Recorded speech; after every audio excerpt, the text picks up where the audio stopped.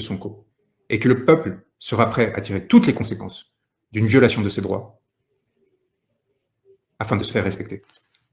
Il est donc essentiel que dans la perspective des prochaines échéances, cette mobilisation se maintienne. Et le courage et la créativité de ceux qui, malgré les interdictions systématiques de manifestation, malgré l'existence de 1500 prisonniers politiques sur ce territoire, ont continué à trouver de nouvelles voies pour démontrer leur soutien à M. Sonko et plus généralement à la démocratie, est crucial, que ce soit par la démonstration systématique de cet engagement au sein de manifestations publiques, comme lors des matchs de football, ou à travers la mobilisation sur les réseaux sociaux, et enfin les mobilisations populaires sur le terrain, il apparaît essentiel et cardinal que vous continuiez, par fidélité aussi, pour les sacrifices qui ont été mis en œuvre par M. Sonko pour défendre les intérêts de cette population.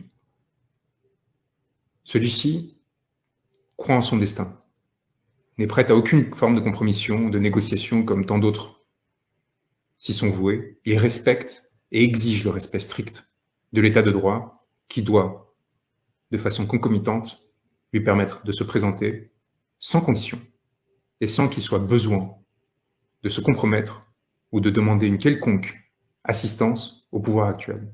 C'est donc un appel solennel à celui-ci, à respecter ses propres règles et à s'engager sur la voie de la normalisation de la situation politique que nous passons maintenant.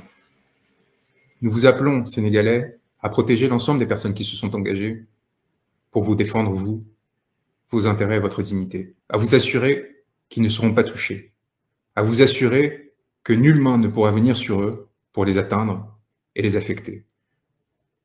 Depuis Paris, depuis les Comores, mon confrère Saïd Larifou exerce et a fait le déplacement jusqu'à Ziguinchor pour montrer encore une fois l'importance et l'attachement qu'une grande partie de la communauté internationale a pour cette affaire. Des Antilles, où ma consoeur Lorenza Bourjac et Maître Tacita agissent. Des institutions internationales de Madrid, où nous avons été reçus pour mettre en place une série de mobilisations afin de restaurer l'état de droit et la démocratie sénégalaise. Nous vous assurons que nous resterons à vos côtés et que nous continuerons à nous battre pour peu que vous aussi vous restiez mobilisés.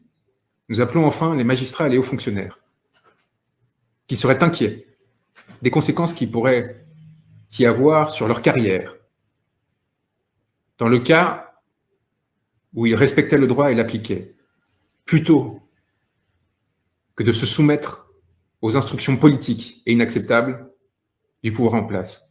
Nous appelons d'une part à se rappeler de leur serment, de la nécessaire dignité avec laquelle ils doivent exercer.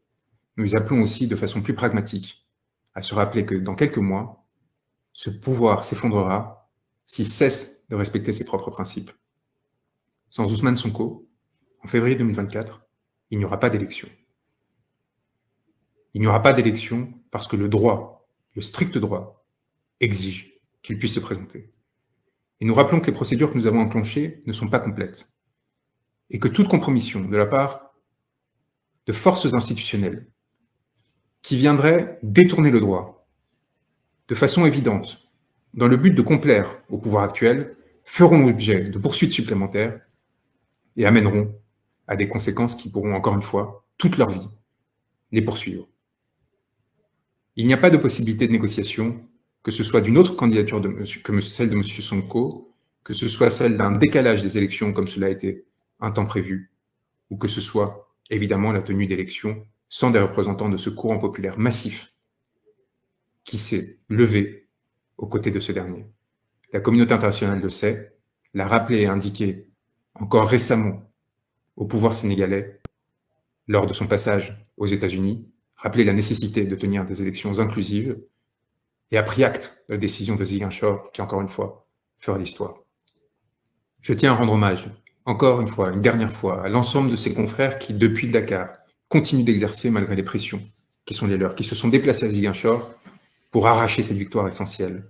Nous sommes fiers de porter la même robe qu'eux, nous sommes fiers d'agir à leur côté, nous sommes fiers de continuer à marcher aux côtés de vous, peuple sénégalais. Je vous remercie pour votre engagement, je vous dis que cette victoire est vôtre et qu'il faudra maintenant la confirmer, que ce sera une affaire de quelques jours, que nous irons demander dès obtention de la décision les formulaires de parrainage au sein de la Direction générale des élections et que nous continuons à nous battre en mettant en place l'ensemble des procédures judiciaires, mais aussi politiques nécessaires aux fins du respect du droit de M. Sonko.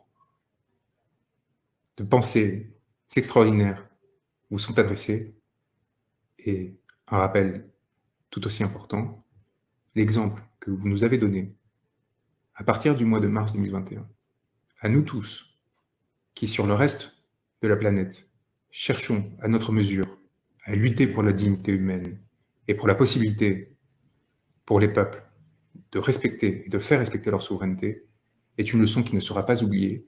Vous êtes à quelques pas de la victoire, une victoire qui démontrera qu'à travers le droit, qu'à travers la paix, il est possible de changer le destin de millions d'êtres humains. Nous vous engageons à ne rien lâcher. réew mi bañ naa dootuñu nangu kenn jaay nu réew mi bañ naa déet réew mi bañ naa déedéet dootuñu fi nangu buumu jaay